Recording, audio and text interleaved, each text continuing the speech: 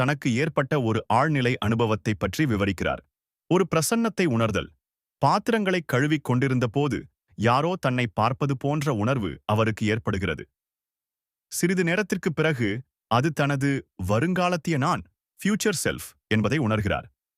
அந்த வருங்காலத்திய நான் சற்று நேரத்திற்கு முன்பு ஒரு ஒளிமயமான பெண் தனக்கு என்ன செய்தாரோ அதையே தனக்குச் செய்வதாக அவர் குறிப்பிடுகிறார். வருங்காலத்துடன் ஒரு இணைப்பு. தனது வருங்காலத்திய நான் தற்போதைய தன் மீது மிகுந்த அன்பை காட்டுவதை அவரால் உணர முடிகிறது. அந்த அன்பு நிகழ்காலத்தில் இருக்கும் தன்னை எதிர்காலத்தை நோக்கி அழைப்பதாக அவர் உணர்கிறார். இந்த இணைப்பு அன்பினால் மட்டுமே சாத்தியமானது என்றும், பரிணாம வளர்ச்சியடைந்த தனது வருங்காலத்திய வடிவத்திற்கு எல்லையற்ற அறிவு இருப்பதாகவும் அவர் நம்புகிறார்.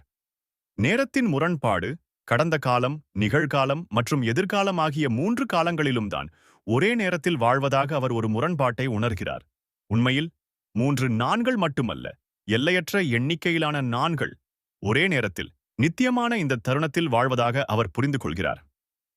யதார்த்தத்திற்கு திரும்புதல். அந்த ஆழ்நிலை அனுபவத்திலிருந்து விடுபட்டு மீண்டும் தனது இயல்பு நிலைக்கு திரும்பும்போது இந்த பௌத்திக் உலகம் அவருக்கு மிகவும் மட்டுப்படுத்தப்பட்டதாகவும் வெளிறிப்போனதாகவும் தோன்றுகிறது. புதிய பார்வை.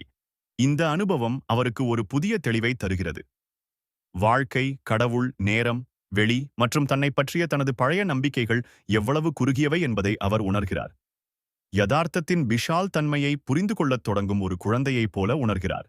அறியப்படாதது என்ற வார்த்தையின் உண்மையான அர்த்தத்தை பயமின்றி உணர்ந்து இனி புள்ளி ஆளாக இருக்க முடியாது என்பதை அறிந்து கொள்கிறார். விளக்குவதில் உள்ள சிரமம். இந்த அனுபவத்தை மற்றவர்களிடம் விளக்க அவர் தயங்குகிறார்.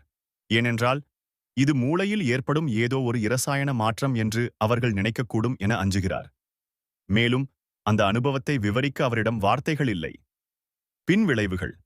பல மாதங்களாக அந்த அனுபவத்தை பற்றியும் நேரத்தை பற்றிய தாரணியை பற்றியும் சிந்திப்பதில் அவர் மூழ்கியிருந்தார்.